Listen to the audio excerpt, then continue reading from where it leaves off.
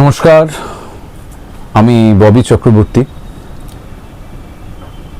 অনেক কথা বলা বাকি, কিন্তু সময় হাতে বড্ড কম। আজকের পর্বটা হচ্ছে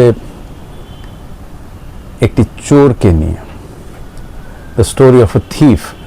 Not exactly a thief, I would like to call that person kleptomaniac. Kleptomaniac মানে চুরি করাটা যার রোগ, এই না যে তার সেই জিনিসটা দরকার, এই না যে তার কোনো অভাব আছে, কিন্তু তাও চুরি করাটা তার রোগ। সে জানে যে সে অনেক গন্ডগোলের মধ্যে, অনেক ঝামেলার মধ্যে পড়তে পারে, তাও নিজেকে বিরত করে রাখতে পারে না, আটকে রাখতে পারে না, থামাতে পারে না। তো এমনই এক ক্লেপ্টোম্যানিয়াকের সাথে আমার দেখা হয়েছিল, কাজও হয়েছে, প্রায় 20 বছর আগের কথা। এই ঘটনাটা আমি আগে কখনোই ইন পাবলিক এটা নিয়ে আলোচনা করিনি, কিন্তু আমার মনে হলো যে এত কষ্টের মধ্যে গেছি এই ফেজটায়, যে ফেজটা নিয়ে এখন আমি বলবো, মানে মানসিকভাবে একদম বিপর্যস্ত হয়ে গিয়েছিলাম। তো 20 বছর আগের কথা, নিয়ারলি 20 years ago। সেই সময় গাড়ির সাথে, নতুন গাড়ি কিনলে গাড়ির সাথে একটা ক্রেডিট কার্ড দেওয়া হচ্ছিল, যেটাকে নাম দেওয়া হয়েছিল পেট্রো কার্ড। বিভিন্ন ভ্যালুর petro card, and it's a credit card also. The purpose of that card was, যদি কখনো এমার্জেন্সিতে গাড়ি কোথাও আটকে গেল বা তখন টাকা নেই সাথে, তো ওই কার্ডটা দিয়ে, it's actually a credit card, যেটা আইসিআইসিআই ব্যাংকের থেকে একটা কোলাবোরেশন করে মারুতির সাথে, বেসিক্যালি সেলিং দেয়ার ক্রেডিট কার্ডস। তো সবকটা কার্ডেরই একটা থ্রেশহোল্ড ভ্যালু ছিল, যে এই পর্যন্ত, এই না যে শুধু তুমি পেট্রোলই কিনতে পারবে, বাট ইট ওয়াজ বেসিক্যালি এইভাবে কাস্টমার্সদের দেওয়া হচ্ছিল যে ইমার্জেন্সির সময় যদি পেট্রোল কেনার পয়সা না থাকে, তাহলে you can use that card as a credit card. It's a credit card, it's not a debit card. আর 20 বছর আগে তো এইরকম প্রত্যেকটা ট্রানজ্যাকশনে SMS আসতো না, মেল আসতো না, আমাদের মাসের শেষে একটা স্টেটমেন্ট আসতো, সেই অনুযায়ী আমাদের ব্যাংকে চেক দিতে হতো। তো আমি সেই সময় যে গাড়িটা কিনেছিলাম, সেটার সাথেও আমাকে একটা পেট্রো কার্ড দিয়েছিল। সেই পেট্রো কার্ডটা আমার পার্সের মধ্যেই কোনো একটা সেকশনে, পার্সের একটা সেকশনে ওটা ওইভাবেই পড়ে আছে। এবং আমার বিশেষ একটা, ওইটাকে আমি ক্রেডিট কার্ড এগুলো খুব সাবধানে ইউজ করি, debit card and all of this things, and I খুব এমার্জেন্সি না হলে বা খুব দরকার না পড়লে I don't use that much, for obvious reasons, এত সাইবার ফ্রড চারিপাশে। তো যাই হোক, তো we are talking about credit card. তো সেইটার থ্রেশহোল্ড ভ্যালু ছিল 35,000, মানে 35,000-এর, ওরা বলছে 35,000-এর তেল কিনতে পারবেন, কিন্তু অ্যাট ওয়ান গো বা বোধহয় 10-15 দিনের মধ্যে বা 1 মাসের মধ্যে ওই 35,000, আমি বিশেষ ডিটেলস জানতেও চাইনি, কারণ আমার মাথার মধ্যে ঘুরছিল যে এটা তো আমি কোনোদিন জীবনে ইউজ করব না। তো ওটা পার্সের মধ্যে, অন্য কার্ডের সাথে পার্সের মধ্যে ওটা এক কোণে ওটা পড়েই থাকতো। তো যেই মানুষটি, যেই চোরটি বা যেই ক্লেপ্টোম্যানিয়াকের কথা আমি আজকে বলবো, তার সাথে আমার কথায় কথায়, এমনি কথায় কথায়, মানে আড্ডার ছলে সে হয়তো আমায় জিজ্ঞেস করেছে, মানে এটা আমার তখন রেকলেকশনে ছিলই না, যখন এই ফেজটা গেছে, প্রচন্ড ভয়ানক একটা ফেজই বলবো, সেই সময় আস্তে আস্তে আমার মনে পড়লো what is the root cause, and যাই হোক আমি যখন ট্রেস করতে শুরু করলাম কে হতে পারে, তো কখনো আড্ডার ছলে এমনি জাস্ট আড্ডার ছলে তখন তুই কি ক্রেডিট কার্ড ইউজ করিস, তখন আমি হয়তো তাকে বলেছি যে হ্যাঁ ক্রেডিট কার্ড ইউজ করি, আর একটা কার্ড তো পড়েই আছে ব্যাগের মধ্যে, ওটা তো জীবনে আমি কোনোদিন ধরবো না, এই পেট্রো কার্ড বলে একটা ধরিয়ে দিয়েছে, গুছিয়ে দিয়েছে আইসিআইসিআই ব্যাংক অ্যান্ড মারুতি, ওটা ব্যাগে পড়েই থাকে, ওইটাকে জীবনে আমি ইউজ করবো না, ওটা পড়েই থাকে ফর শো। এইটা আমি, এবং আমার রেকলেকশনে আমি এই পেট্রো কার্ড সম্বন্ধে আর কারোর সাথে, ইভেন নট মাই প্যারেন্টস, মানে আমার বাবা মাও জানতো না যে ওরকম একটা কিছু কার্ড আছে বা কিছু একটা আছে, ওটা একটা আমার একটা এক্সট্রা ব্যাগেজ, একটা অ্যাক্সেসরির মতন আমার পার্সের মধ্যে পড়ে থাকতো। একমাত্র এই চোরটিকে বা এই ক্লেপ্টোমেনিয়াকটির সাথে যখন আড্ডা ছলে কথা হচ্ছিল তখন এটা আমি বলেছিলাম যে ওটা এরকম পড়ে আছে, এটা অ্যাকচুয়ালি ক্রেডিট কার্ডের মতনই, তুমি যা খুশি কিনতে পারো এরকম কিছু। তো যাই হোক, সেই ঘটনার অনেক দিন পর মানে এই আড্ডার ছলে যেদিন হয়তো বলেছি আমার কোনো রেকলেকশন নেই, পরে আস্তে আস্তে আমার মনে হয়েছে হ্যাঁ আমি তো এরকম একটা বলেছিলাম, তো হ্যাঁ তাই তো। তো এইটার অনেক অনেক দিন পরে, বেশ কয়েক মাস পরে হঠাৎ করে আমি তখন জিমে সন্ধ্যাবেলা হঠাৎ করে একটা ফোন আসলো, মাইন্ড ইউ এটা কিন্তু 20 ইয়ার্স আগের ঘটনা, 20 বছর আগের ঘটনা। তো সেটা মাথায় রেখে টেকনোলজি অ্যান্ড, কারণ এই টেকনোলজিটা কতটা পিছিয়ে ছিল 20 বছর আগে, এটা মাথায় রেখে পুরো ওই ঘটনাটা শুনতে হবে এবং বুঝতে হবে, এবং আমার ভোগান্তিটাও সেইভাবেই you have to feel it. তো একটা ফোন আসলো বলে আমি আইসিআইসিআই ব্যাংক থেকে বলছি, আপনি কি গত 5-7 দিনের মধ্যে 10 দিনের মধ্যে এক্সটেন্সিভ মার্কেটিং করছেন বা আমাদের এই কার্ডটা আপনি ইউজ করছেন, আপনি কি জানেন যে এটা থ্রেশহোল্ড লিমিট কত? কারণ আপনার ইউজ করার পরেও কিন্তু অনেকবার সোয়াইপ করার চেষ্টা হচ্ছে, তাহলে এবং যে অ্যামাউন্টটা ওরা সোয়াইপ করার চেষ্টা করছে দ্যাটস আ হিউজ অ্যামাউন্ট, তার মানে আপনি কি জানেন নাকি জানেন না যে থ্রেশহোল্ড লিমিট কত, যে 35,000 এর পরেও আপনি হোক বা যে হোক ওইটা দিয়ে আরো কিছু কিনতে চাইছে। আমি তো তখন আকাশ থেকে পড়লাম, মানে আমার সেই সময় মাথায় পর্যন্ত নেই যে আমার ব্যাগে তো এরকম একটা কার্ড আছে। হঠাৎ করে আমার মনে হলো আরে এরকম তো একটা কার্ড আছে। আমি বললাম কি বলে, হ্যাঁ তো আপনার এখানে তো আমাদের কাছে যে ডিটেলস আসছে এবং আজকে যেটা হয়েছে, আজকে সকাল দুপুর থেকে কার্ডটা অনেকবার সোয়াইপ করে অনেকবার করার চেষ্টা হয়েছে, কিন্তু যেহেতু threshold limit was set to 35,000, ওইটাকে আমরা ব্লক করে দিয়েছি, সামথিং আনইউজুয়াল, এবং তাই জন্য আপনাকে ফোন। আমরা না, আমি তো কার্ডটা ইউজ করি না। আমি তাড়াতাড়ি পার্সটা তক্ষুনি ছুটে গেলাম, ফোনটা হাতে নিয়ে আমি দেখলাম যে পার্সটার মধ্যে সেই কার্ডটা নেই।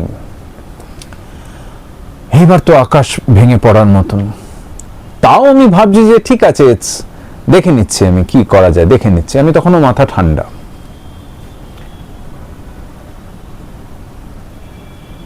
পরের দিন সকালবেলা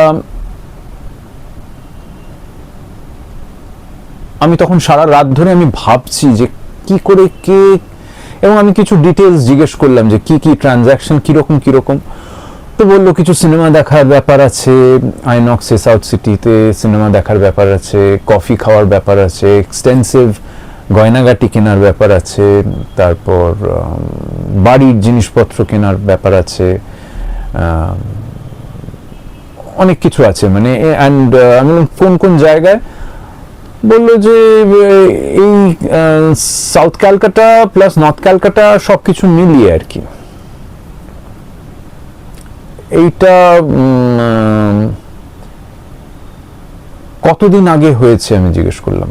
বলে এটা তো প্রায় মানে যা ট্রানজাকশন দেখছি 1 মাস মতন হচ্ছে, কিন্তু আজকেই বা গত মানে একটু বেশি হয়েছে গত কয়েক দিনের মধ্যে, আর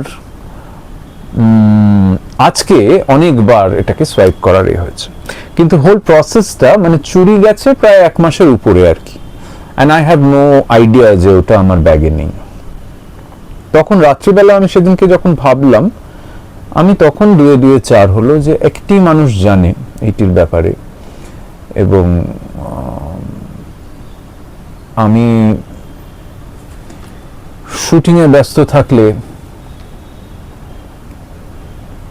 কে আমার, তখন বোকার মতন আমি মানে এখন যেমন গাড়িতেই সবকিছু রেখে দিই, তো আমি 2-4 করলাম, এবং পরের দিন সকালবেলা আমি যখন গেলাম স্টুডিওতে, যখন গেলাম তখন আমি তাকে চার্জ করলাম। আমি এটাই বললাম সোজাসুজি যে তোমার যদি টাকার দরকার হতো তাহলে তুমি আমায় বলতে, আমি তোমায় টাকা দিয়েই দিতাম তোমার যদি মানে প্রয়োজন হতো। এইটা করার দরকার ছিল না, কারণ বিশ্বাস বলে একটা দারুণ জিনিস আছে, যেটা একটা থিন একটা গ্লাস পিসের মতন, কাঁচের মতন।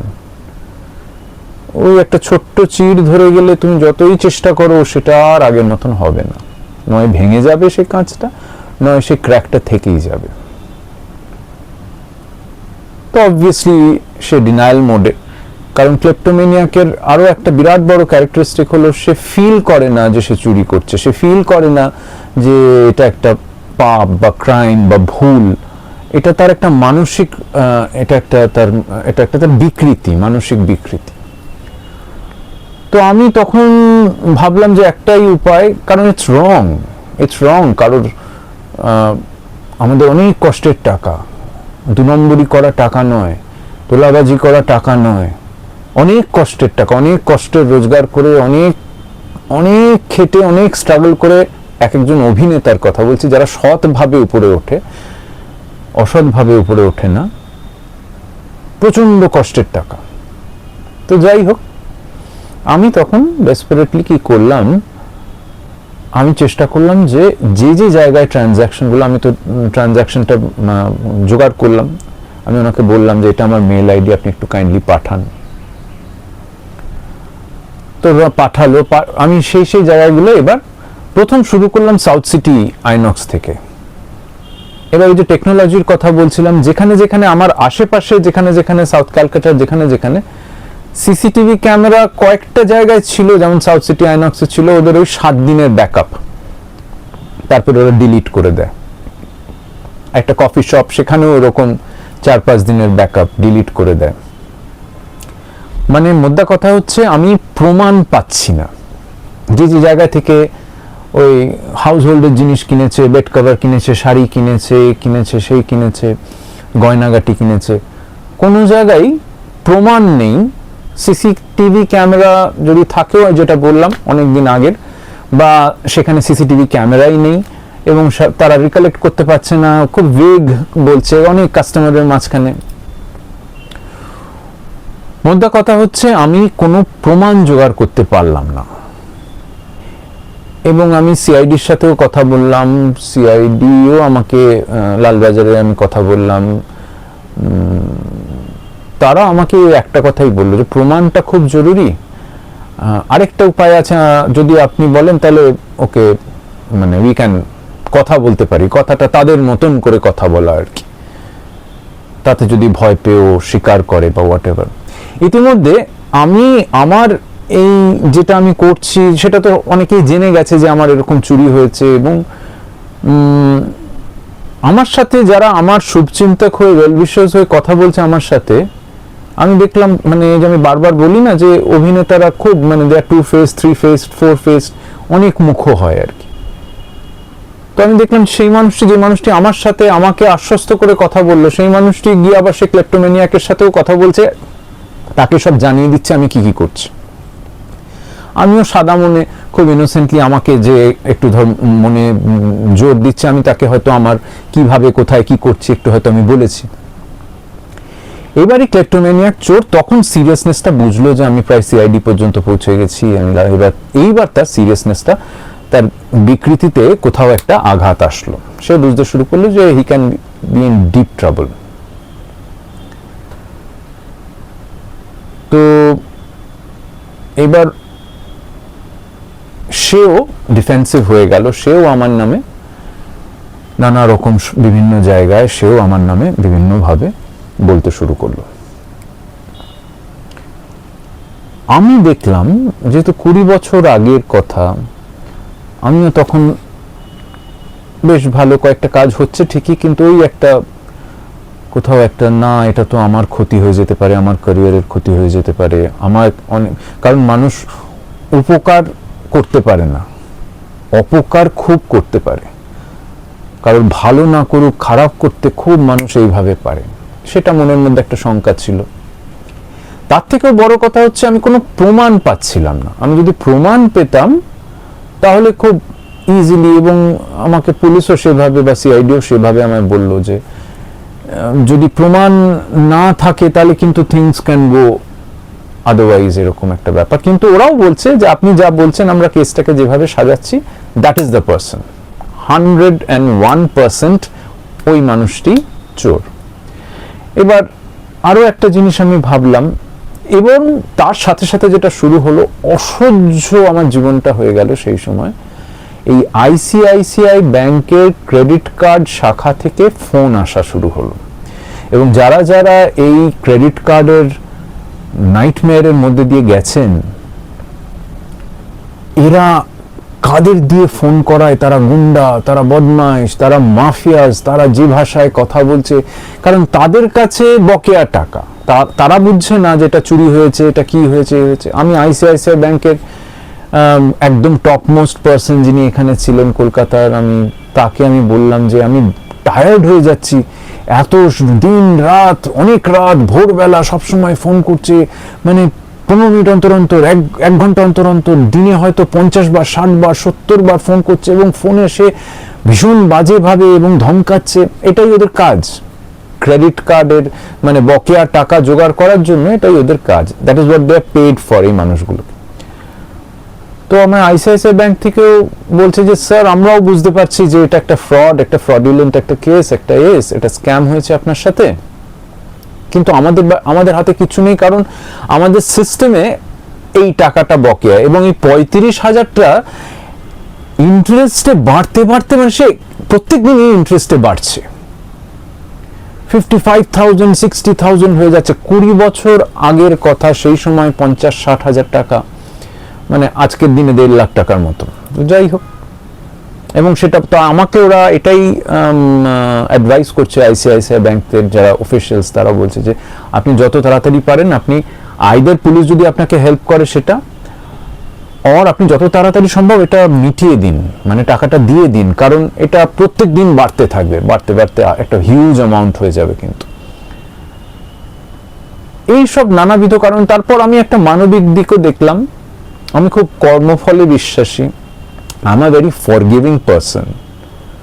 বাবা মার থেকে এটা পেয়েছি, বাবা মার সাথেও প্রচুর ইনজাস্টিস হয়ে এসছে, এখনো হচ্ছে, তাদের খুব কাছের মানুষদের কাছ থেকেই তারা প্রতারিত হচ্ছে, তাও তারা ভীষণ ফরগিভিং আমি দেখেছি, তাও তারা সেই সব মানুষগুলোকে ডাকে, খাওয়ায়, তাদের সাথে, মানে তারা এত প্রতারণা করেছে, আমি খুব অবাক হয়ে যাই। তারপর ভাবলাম যে এটাই শিক্ষা, যে কর্মফলে বিশ্বাসী যে হয়, নিজের কর্মটাকে শুধু ঠিক রাখো, এবং the cycle of karma is so vicious and it's so true, সেটা যদি বিশ্বাস রাখো, তোমার ভালো কর্মের ফল ভালোই হবে, আর আরেকজনের খারাপ কর্মের ফল সে এই জীবনেই পেয়ে যাবে 101%, এটা আমার বিশ্বাস। এটাও একটা ফ্যাক্টর। সুতরাং আমি মনে করলাম যে তার ফ্যামিলির দিকে তাকিয়ে, এই চোরটির, এই ক্লেপ্টোম্যানিয়াকটির ফ্যামিলির দিকে তাকিয়ে, প্লাস আমিও ইন দ্যাট পজিশন যেখানে আমি প্রমাণ জোগাড় করতে পারছি না, শুধু মুখের কথায় বা আন্দাজে বা ওই আমি বলেছিলাম ওইভাবে তো হবে না। এছাড়া আরেকটা জিনিস যেটা, এই প্রত্যেক দিন অ্যামাউন্টটা বাড়তে হিউজ অ্যামাউন্ট হয়ে যাচ্ছে, এবং এই মানে প্রত্যেক ঘন্টায়, প্রত্যেক আধ ঘন্টায় একটা করে ভয়ঙ্কর কোনো এক গুন্ডা, কোনো এক বদমাইশ, কোনো এক মাফিয়া আমাকে ফোন করে উত্ত্যক্ত করে মারছে আর কি। মানে জীবনে মানে এত বীতশ্রদ্ধ আমি হয়ে যায়নি উইদিন দ্যাট 1 মান্থ, যে 1 মান্থ আমি চেষ্টা করেছিলাম ফাইট করার। এনিওয়ে, তাও আমি মনে করি যে I have one the fight in the sense that আমি তাকে এত গুরুতর অপরাধের জন্য যেখানে এত বড় বিশ্বাসভঙ্গ সে করেছে, তাও আমি তাকে না ক্ষমা করে দিয়েছি। কিন্তু এটাও বলেছি, আমি মনে মনে বলেছি যে তোমার কর্মের ফল এই জীবনেই তোমাকে পেয়ে যেতে হবে, যার যার কর্মের ফল, সেটা যেরকম কর্মই হোক না কেন। আমার একটা হিউজ অ্যামাউন্ট আইসিআইসিআই ব্যাংকে দিতে হলো। আমি যেদিনকে চেকটা দিতে গেলাম ওদের হেড অফিসে, ওরা ভীষণ বিব্রত, ওরা ভীষণভাবে ওরা আমার হাতে পায়ে ধরে বলছে যে ভেরি সরি স্যার, কিন্তু বুঝতেই পারছেন আমরা একেবারেই উই কান্ট ডু এনিথিং। আমি সব বুঝতে পারছি আপনি কিসের মধ্যে দিয়ে যাচ্ছেন, কারণ পুলিশও ওদের সাথে কোঅর্ডিনেট করেছেন এভরিথিং, অ্যান্ড মিডিয়াতেও কিছুটা, তখন এরকমভাবে সোশ্যাল মিডিয়া এত তো ছিল না, এত কিছু ছিলই না বলতে গেলে। তবুও কয়েকটা জায়গায় এদিক ওদিক করে উইদাউট নেমিং এনিবডি সেটাও বেরিয়েছিল। আমি মনে মনে খুব আঘাত পেয়েছিলাম সেই সময়। এমন হতে পারত যে আমি আর মানুষকে বিশ্বাস করাই ছেড়ে দিতাম। এমন হতে পারত যে আমি এমন এমন আঘাত পেয়েছি মানুষের কাছ থেকে, শুধু এই ঘটনা বলেই না, এই তো আমার তোষ্যপর কেউই না, এই আঘাত আমায় করতেই পারে, এই আমার ক্ষতি করতেই পারে, আই এম নট সারপ্রাইজড। কিন্তু এমন এমন মানুষের কাছ থেকে আমি এত এত আঘাত পেয়েছি। আমি দেখলাম, যেটা আমি বাচ্চাদেরও বলি, স্কুলেও বলি, everything the trick is here, you have to rule this place, rule this mind. তোমার মন তোমায় বলছে যে তুমি দুঃখ পাও, তুমি কষ্ট পাও, তুমি ভেঙে পড়ো, তুমি অপমানিত হও, তুমি হেরে যাও। It's all about your fight. তুমি কিরমভাবে এই মাইন্ডের সাথে যুদ্ধ করছো। কারণ আমি জানি আমি কারোর ক্ষতি করিনি, সবার ভালো চেয়ে এসেছি, সবার ভালো করেছি, সবাইকে সাহায্য করেছি।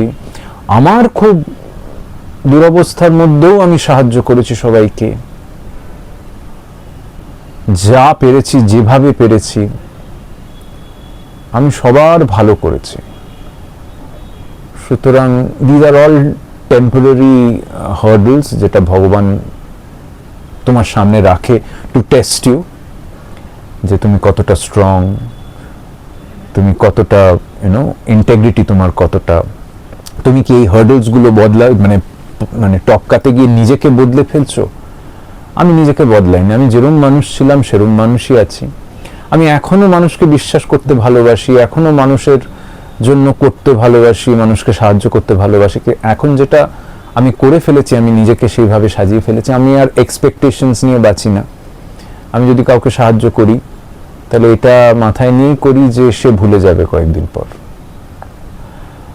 বা কেউ যদি আমায় আঘাত করে বা কোনো কিছু, আমি এটা আগে থেকেই নিজেকে বুঝিয়ে দিই যে এই কমিটমেন্টের মধ্যে বা এই whatever the transaction is, if it's a emotional transaction, আমি এখানে আঘাত পেতে পারি, আহত হতে পারি, this person may turn out to be, তো আমি এগুলো সব মাথায় নিয়েই আমি এগোই, প্রত্যেকটা পা ফেলি, প্রত্যেকটা স্টেপ ফেলি।